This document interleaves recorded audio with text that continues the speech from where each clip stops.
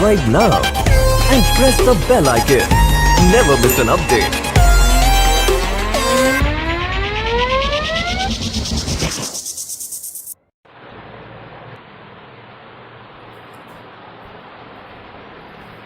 Hello students and welcome to dream IIT for you. स्वागत है आप सभी लोगों का मेरे यूट्यूब चैनल में। मैं हूं आपका दोस्त शिवम और फिर से स्वागत करता हूं इस वीडियो सीरीज में जहां पर हम डिस्कस कर रहे थे एएमयू का क्रैश कोर्स।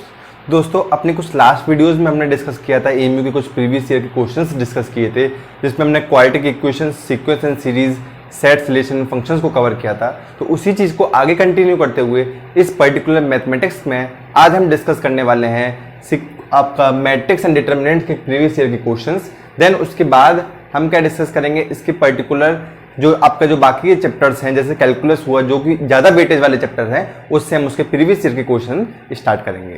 तो before going to start my video I would like to say that if you are new to this video and watching our video first time, then please subscribe to our YouTube channel and also press the bell icon for the latest updates. So let's get started with our video. दोस्तों जैसे कि हम discuss कर रहे हैं particular आपका previous year के questions का आपका एएमयू के लिए, तो उसमें सबसे पहला क्वेश्चन आपका क्या है मैट्रिक्स एंड डिटर्मिनेंट का, कि if A is a square matrix such that A square is equals to A, यानी कि कुछ कंडीशन आपके पास गिवन है, देन आपके पास ये क्या करना है, आपको इसको सॉल्व करना है। ठीक है, तो पर्टिकुलर फर्स्ट क्वेश्चन से हम स्टार्ट कर रहे हैं जो कि आपका देखिए एएमयू 2010 में आया वो क्वेश्चन है। देखिए मैं इसको डिक्टेट भी कर दूंगा, आपका थोड़ा फॉन्ट छोटा है कोई प्रॉब्लम नहीं है, लेकिन तो पूरा क्वेश्चन को मैं डिक्टेट करूंगा। अगर फिर भी कुछ प्रॉब्लम आता है तो आप कमेंट बॉक्स में मुझसे पूछ सकते हैं, मैं पूरा का पूरा क्वेश्चन आपको प्रोवाइड करा दूंगा। तो पहला क्वेश्चन से डिस्कस करते हैं, आपका 2010 का लेटेस्ट क्वेश्चन है आपका। ठीक है, तो यानी कि आपके A square equal to A, आपके पास कुछ कंडीशन गिवन है। ठीक है, A square is equal to A आपके पास कंडीशन गिवन है। देन हमको सॉल्व करना है आइडेंटिटी मैट्रिक्स माइनस ए का whole cube plus of A is equal to.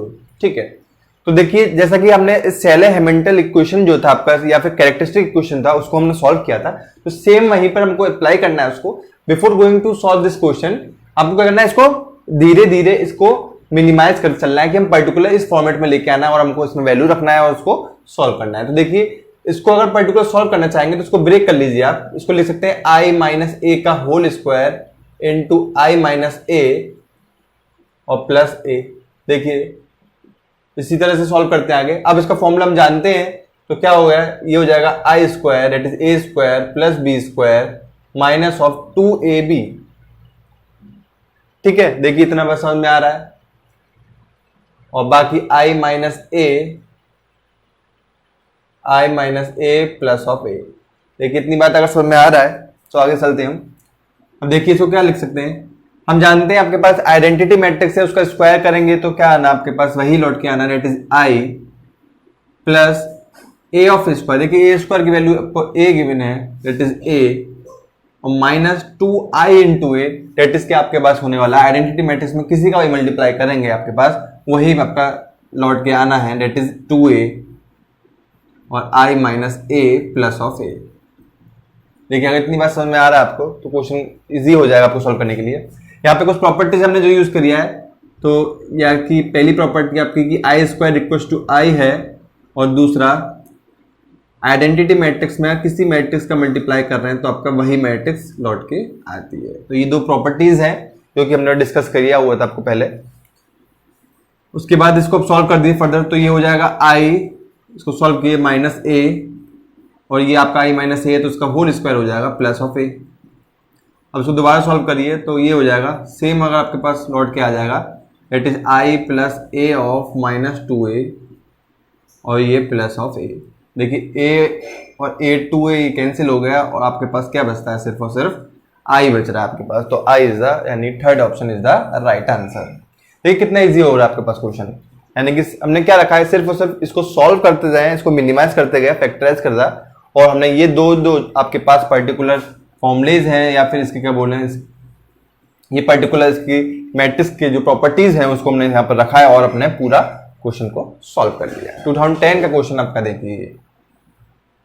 ठीक है, देखिए अब सेकंड क्वेश्चन की बात आते हैं। सेकंड क्वेश्चन क्या कह रहा है, the complex number this is equal to, यानी कि पर्टिकुलर हमको डिटर्मिनेंट सॉल्व करवा रहा है। ठीक है, अब देखिए ये पर्टिकुलर क्वेश्चन आपका डिटर्मिनेंट का भी बन जाता है और आपका कॉम्प्लेक्स नंबर का भी प्रॉब्लम है।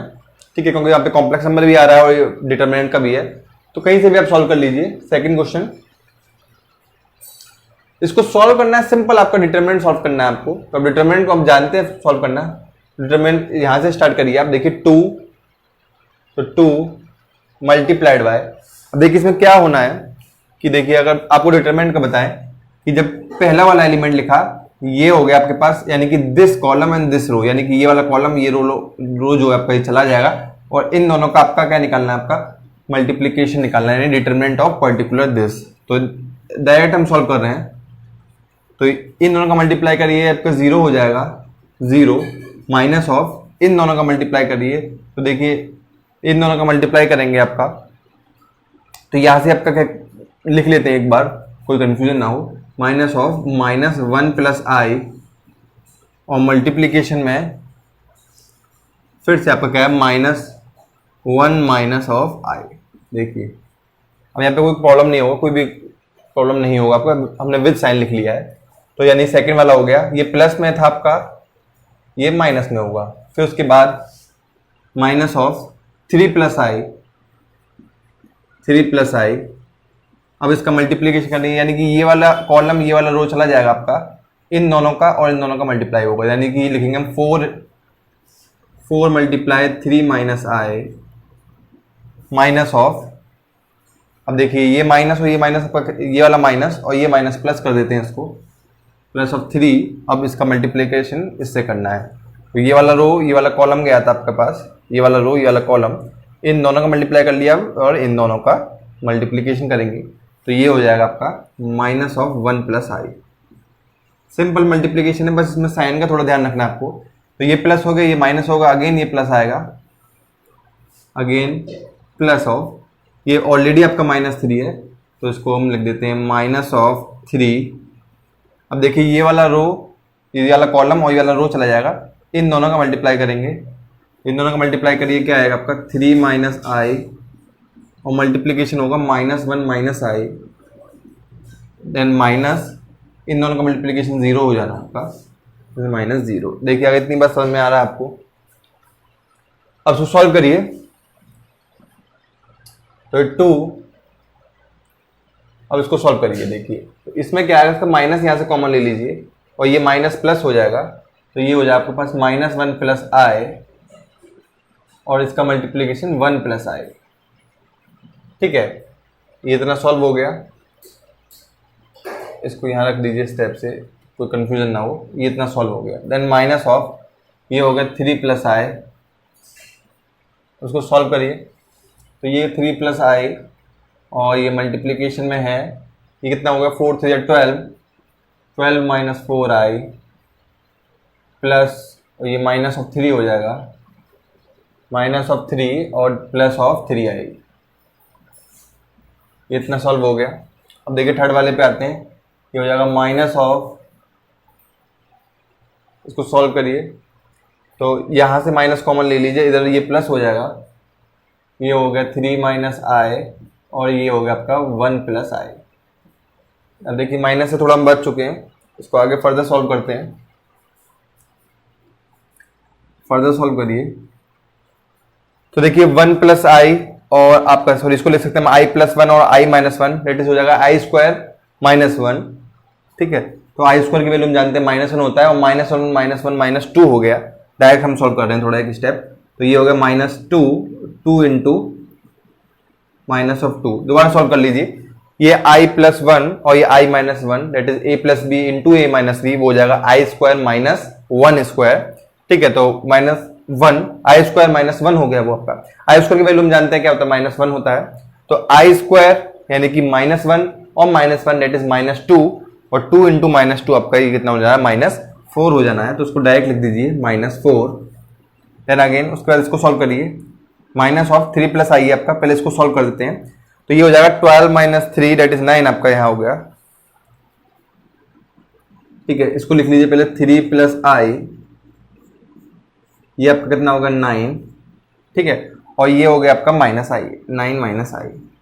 ठीक है, इतना लिख लेते हैं। देन उसके बाद ये प्लस वाला आ रहा है +3, और इसको सॉल्व करिए आप, इसको सॉल्व करते हैं, दैट इज 3 उसके बाद आपका ये हो जाएगा 3i दैट इज माइनस आई, और ये आपका minus I square this is minus of I square. तो माइनस आई स्क्वायर की वैल्यू -1 और माइनस ऑलरेडी है तो आपका +1 हो जाएगा, +1। देखिए धीरे धीरे सॉल्व कर दिया, कोई कुछ भी प्रॉब्लम नहीं होगा, आपको कोई मिस्टेक नहीं होने के चांसेस नहीं है इसमें। अब देखिए इसको सॉल्व करिए, इन दोनों का मल्टीप्लिकेशन करना है हमको, ठीक है। तो इसको माइनस में ही रख देने दीजिए। ये होगा आपका 27 it is -3i + 9 of i, और है आपका -i square that is -1 and is +1 हो जाएगा दैट इज 28 कर देते हैं इसको, ठीक है। प्लस ऑफ 3 ऑफ, उसको सॉल्व करिए तो ये 3 और 1 4 हो गया, और ये आपका 2i हो गया। अब उसको फर्दर आगे सॉल्व करते हैं।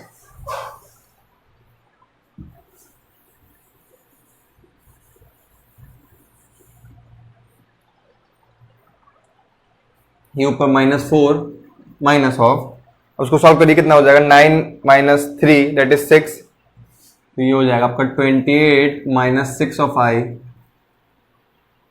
प्लस, इसको सॉल्व करिए 4 3 12 और 6i।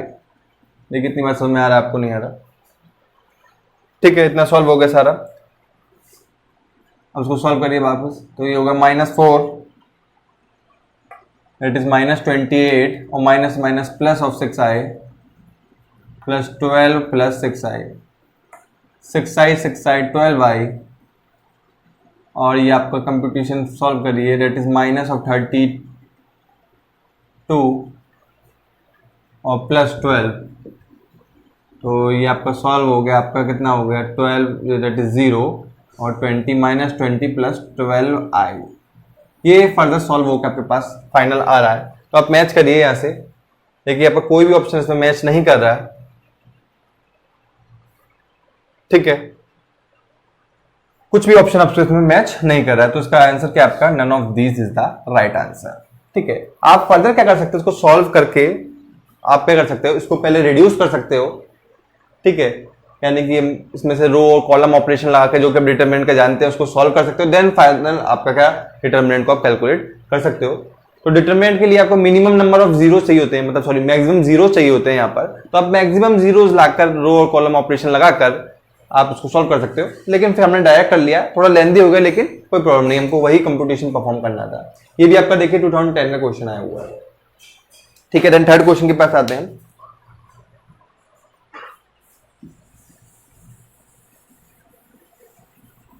पर्टिकुलर थर्ड क्वेश्चन को देखिए, ये भी शायद आपका एमयू 2010 का है, सारे क्वेश्चन इसमें 2010 के लिए हुए हैं, इसके बाद आगे सॉल्व कराएंगे। थर्ड क्वेश्चन क्या कह रहा है पर्टिकुलर कि इफ ए इक्वल्स टू, आपके पास क्या दिया है, ये एक मैट्रिक्स है जिसमें सारी वैल्यूज 1 है इसकी, then a to the power n।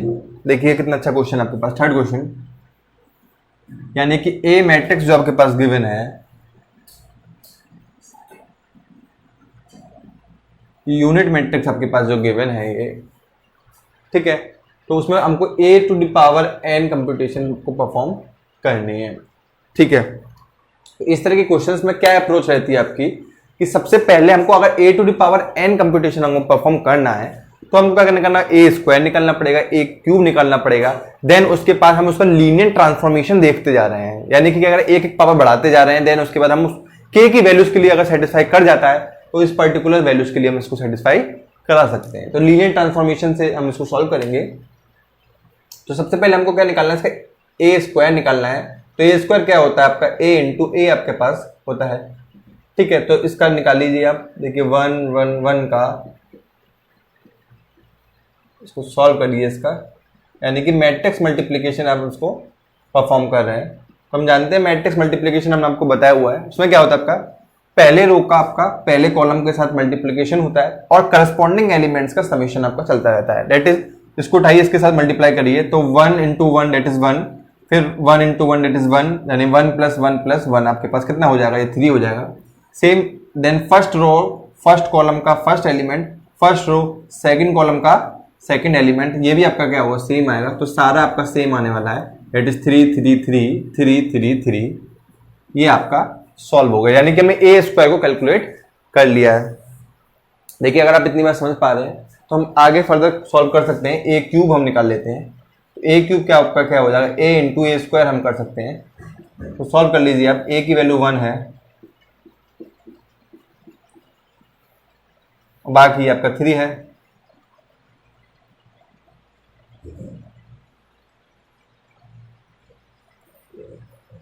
ठीक है, इसको सॉल्व करिए। तो ये क्या आपका क्या हो जाएगा, देखिए इसको मल्टीप्लाई करना है हमको, तो 3 प्लस 3 प्लस 3, देखिए इसको अगर देखें अगर हम इसको तो कितना हो जाएगा, 3 प्लस 3 प्लस 3, तो 3 का आपका कितना हो जाएगा, 3 प्लस 3 प्लस 3 यानी 3 का क्यूब।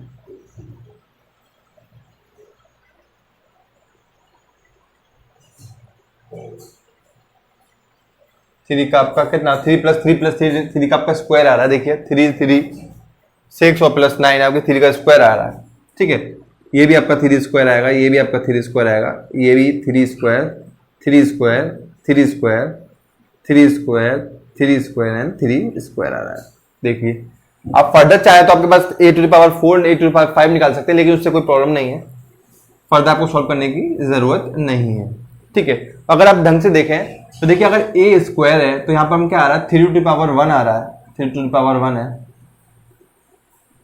ठीक है, a की पावर क्यूब निकाल लें तो यहाँ पर क्या आ रहा है, स्क्वायर आ रहा है। अगर पावर 2 है तो 1 आ रहा है, अगर पावर 3 है तो 2 आ रहा है, यानी एक पावर कम आ रहा है। तो particular a to the power n का हम निकाल रहे हैं, a to the power n में क्या आएगा आपके पास, 3 टू द पावर n और माइनस ऑफ 1, तो 3 to the power n minus 1 3 to the power n minus 1, ये आपका कंप्यूटेशन सॉल्व हो जाएगा और ये आपका second answer is the right answer.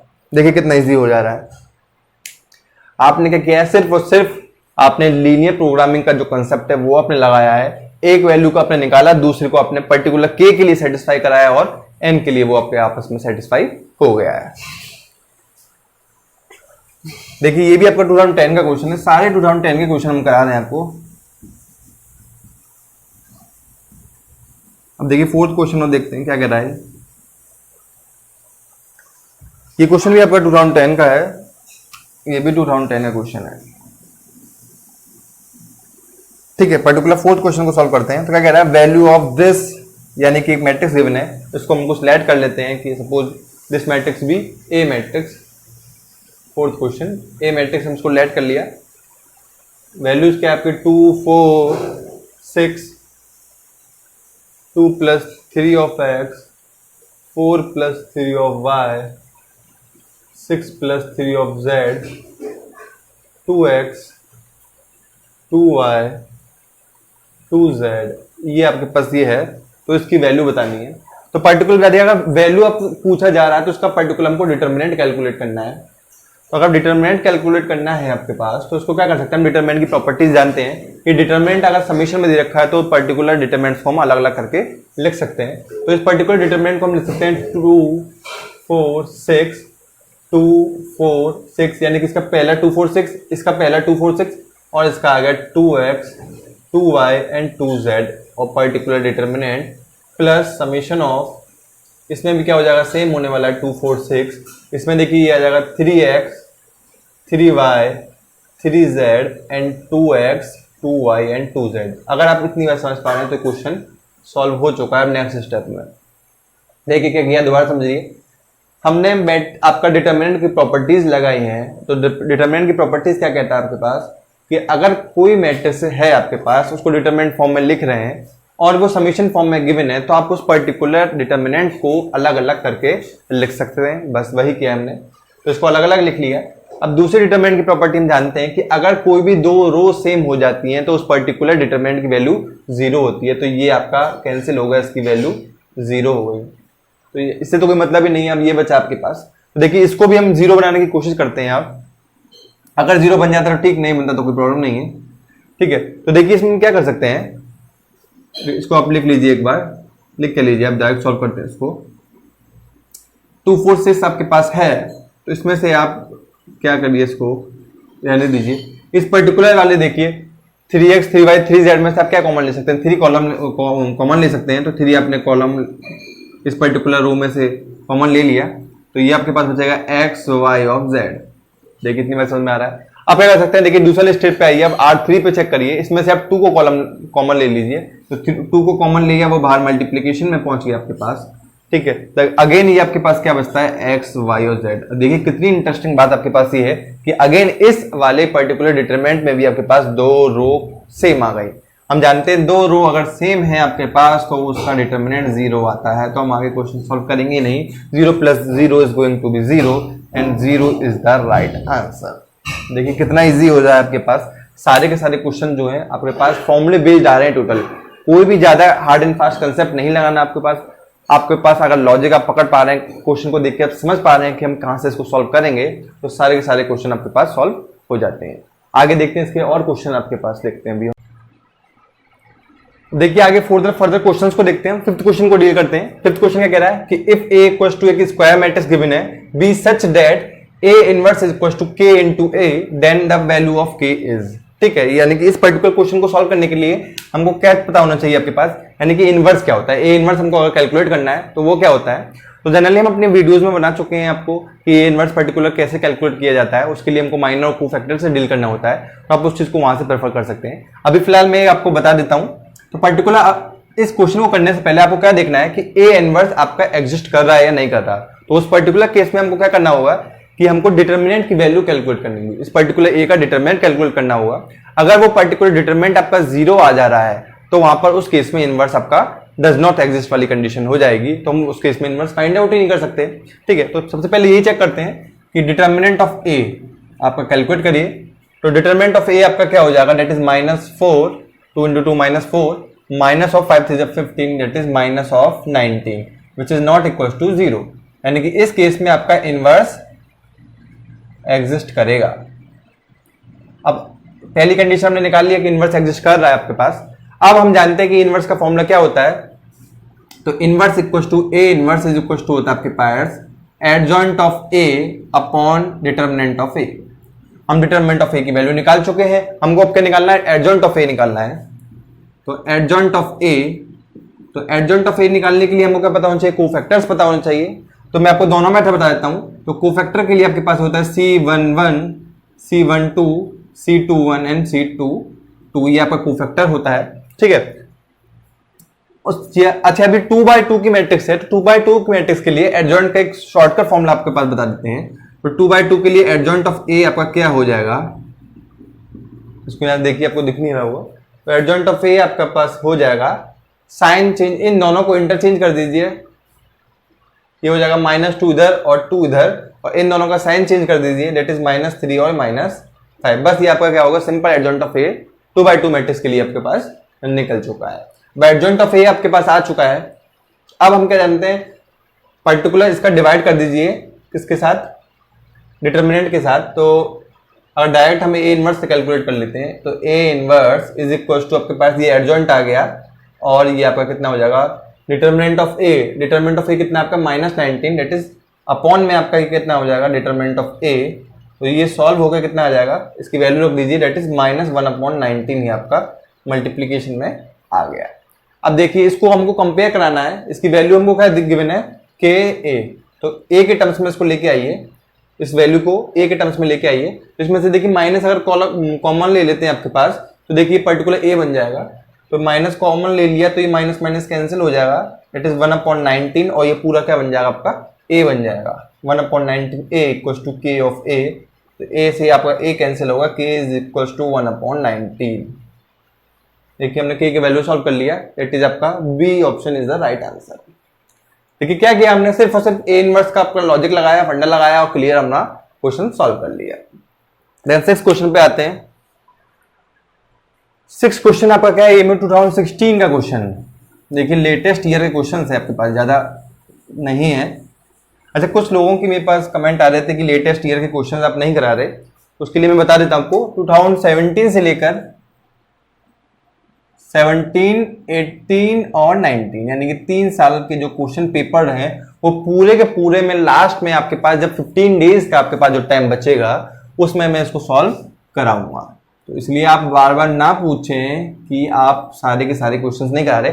यहां तक मैं 2016 तक कवर कराऊंगा, 2000 से लेकर 2016 तक, यानी कि 16 ईयर्स के क्वेश्चन में सारे के सारे यहाँ पे आपको कवर कराने वाला हूँ, ठीक है। अच्छा, अब इसमें कुछ पेपर्स में जो भी मुझे लगेगा जिसमें आपके पास 2010 से होंगे, तो 10 से आपके 16 तक हम करा लेंगे इसमें, ठीक है। बाकी आपके पास 17, 18, 19 के जो भी पेपर है वो पूरे के पूरे में सॉल्व कराने वाला हूँ, including physics, chemistry and math, तीनों को आपके पास सॉल्व कराने वाला हूँ, ठीक है। तो इसके लिए वो आपके लास्ट में कराएंगे। अच्छा, दूसरी चीज, मैंने एक टेलीग्राम ग्रुप का जो अपने लोगों का कमेंट आया था काफी स्टूडेंट्स का कि टेलीग्राम ग्रुप बना लीजिए सर, तो मैंने टेलीग्राम का ग्रुप बना लिया है। उसका डिस्क्रिप्शन बॉक्स में मैं आपका डाल दूंगा उसकी लिंक, वैसे आप चैनल से प्रेफर भी कर सकते हैं। दूसरा आपका क्या, वेबसाइट को आप विजिट करिए, वेबसाइट पे सारा का सारा आपके पास बेस्ट मटेरियल अवेलेबल है, वहां से आप प्रेफर कर सकते हैं, ठीक है। अच्छा, हम 6 क्वेश्चन को डील कर रहे थे, तो 6th क्वेश्चन आपका क्या कह रहा है कि डिटर्मिनेंट इज इक्वल टू, आपके पास 0 गिवन है, तो इफ आपके पास ये कंडीशन बतानी है कि अगर इस पर्टिकुलर डिटरमिनेंट की वैल्यू 0 हो जा रही है तो इनमें से क्या आपके पास ये कौन सी कंडीशन को फॉलो करने वाला है। तो देखिए डिटरमिनेंट हम कैलकुलेट करते हैं। अब देखिए डिटरमिनेंट काफी कॉम्प्लिकेटेड सा लग रहा है आपको, तो इसको आप क्या कर दिए, 0 के फॉर्म में आप बनाने की कोशिश करिए। तो देखिए रिड्यूस करेंगे हम इसको, तो इसमें रो या कॉलम ऑपरेशन हम लगाने वाले हैं, तो कोई भी आप ऑपरेशन लगा लीजिए।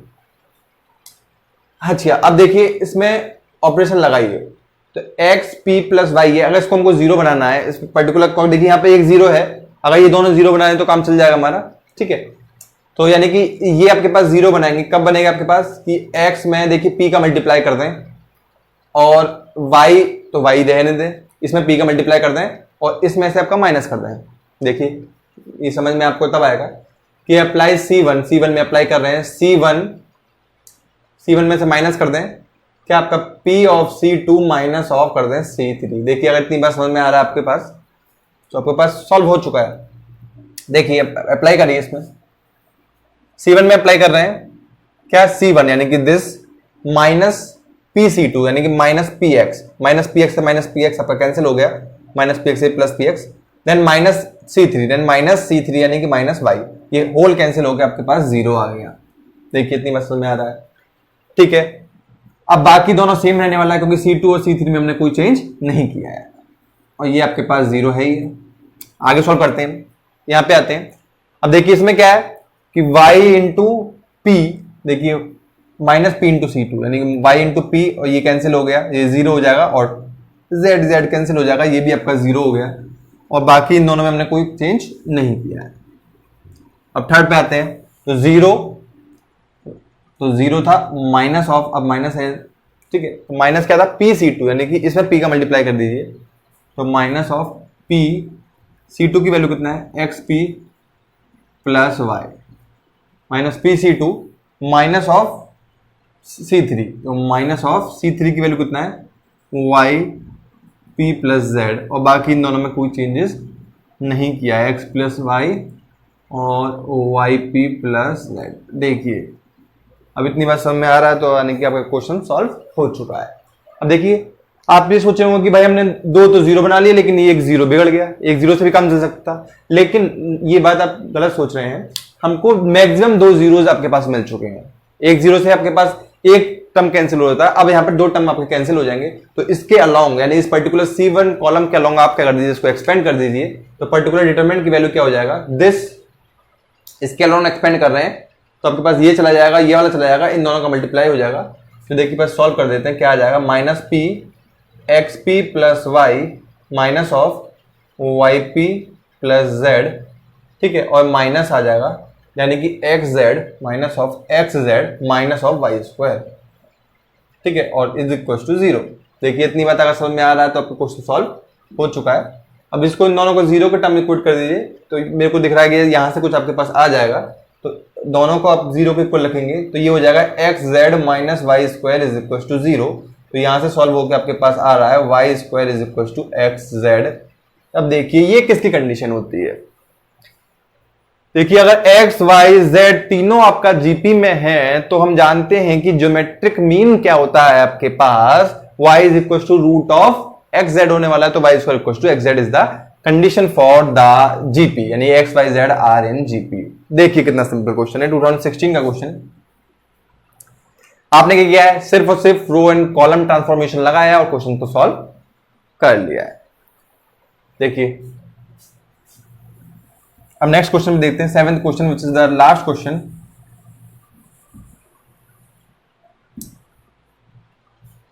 अगर आपको कोई भी इन क्वेश्चंस में डाउट आता है तो आप कमेंट बॉक्स में मुझसे पूछ सकते हैं, ठीक है। उसके बाद क्या करना है आपको, टेलीग्राम ग्रुप पर भी क्या मैं सारे के सारे क्वेश्चंस आपको देता रहूंगा, आप वहां पर भी सॉल्व कर सकते हैं और वहां से भी आप अपने डाउट्स को क्लियर कर सकते हैं, ठीक है। अच्छा, 7th क्वेश्चन पे आते हैं। 7th क्वेश्चन क्या है आपके पास कि if A and B are the two square matrices such that A B equals to A and B equals to B, then आपको बताना है कि एडम्पोटेंट मैट्रिक्स क्या है, यानी कि कौन सा ऑप्शन इसमें से करेक्ट है। ये भी आपका 2016 का क्वेश्चन है, ठीक है। तो देखिए इस क्वेश्चन को अप्रोच क्या करेंगे सॉल्व करने की। देखिए आपके पास पहले लिख लीजिए कि A B equals to A given है and b a equals to b given है, ठीक है। अब पर्टिकुलर कंडीशन क्या आती है आपके पास कि आइडेम्पोटेंट मैट्रिक्स में पूछ रहा है, तो हमको ये पता होना चाहिए कि आइडेम्पोटेंट मैट्रिक्स होती क्या है। तो ये भी हम अपनी जो सीरीज है वीडियो की जिसमें मैट्रिक्स इंडिटरमिनेंट हमने पढ़ाया था उसमें हम बता चुके हैं। तो एक बार फिर से डिस्कस करते हैं। आइडेम्पोटेंट मैट्रिक्स क्या होता है कि आपके पास अगर पर्टिकुलर ए मैट्रिक्स है उसका स्क्वायर करें और वो लौट के ए ही मैट्रिक्स आ जाता है, then this matrix is known as the idempotent matrix.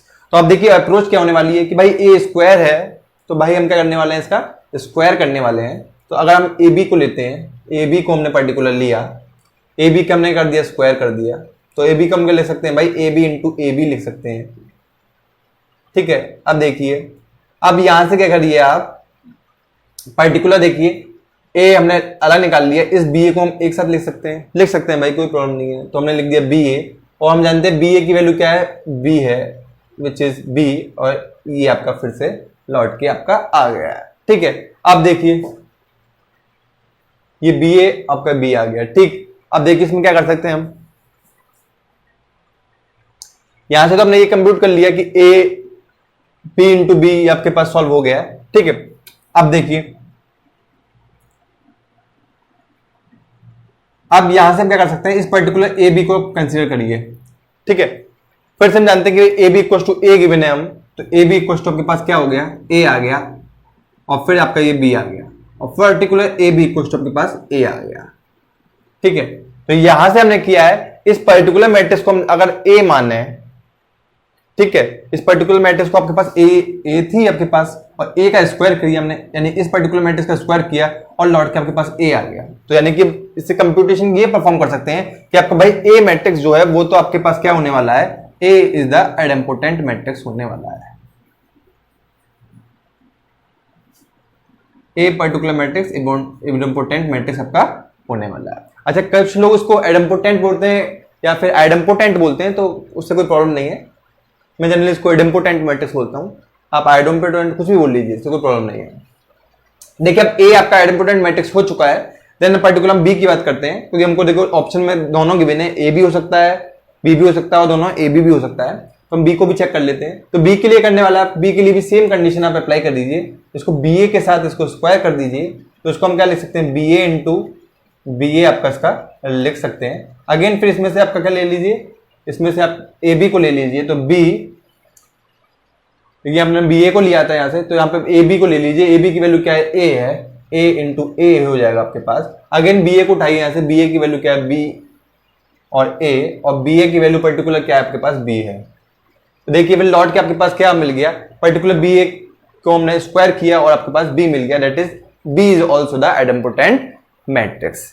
यहां से ऑप्शन क्या आपके पास आ रहा है, first option is the right answer, यानी both a and B are the idempotent matrix. तो देखिए यहां तक आपके पास सारा का सारा कंसेप्ट क्लियर हो जाना चाहिए। हमने कुछ नहीं किया है, सिर्फ और सिर्फ आपके पास जो 11-12 के बेसिक कंसेप्ट है वही हम अप्लाई कर रहे हैं, ज्यादा हार्ड एंड फास्ट कोई रूल नहीं है इसमें, ना ज्यादा टफ क्वेश्चन आपके पास आने वाले हैं। प्योरली एनसीईआरटी बेस्ड कहूंगा, यानी कि प्योरली आपका एनसीईआरटी बेस्ड क्वेश्चंस मिलने वाले हैं इसमें। और ये सारे के सारे अगर क्वेश्चंस में पर्टिकुलर बात करूं तो ये एग्जाम्पलर के क्वेश्चंस है, इसलिए मैं आपको बोल रहा था कि पर्टिकुलर एएमयू के लिए आप एनसीईआरटी एग्जाम्पलर को प्रेफर करिए। तो यहां तक का आपके पास सारा ओवरव्यू क्लियर है। देन उसके बाद हम लिमिट्स, कंटिन्यूटी एंड डेरिवेटिव्स आपका जो पर्टिकुलर चैप्टर है कैलकुलस का, वहां से क्वेश्चन कराने स्टार्ट करेंगे, या फिर बीच में हम देख लेंगे इसका ट्रिग्नोमेट्री चैप्टर को, जो हमने डिस्कस कर चुके थे लास्ट वीडियोज में अपनी में, पर्टिकुलर जेईई मेंस की जो सीरीज थी उसमें डिस्कस किया था। तो उसमें से हम ट्रिग्नोमेट्री के आपके पास कुछ जनरल क्वेश्चंस कराएंगे, देन उसके बाद हम कैलकुलस को डील कराने वाले हैं। So this is for the today's video tutorial. Thank you for watching the video. Please subscribe to our YouTube channel for more types of tutorials. Thank you.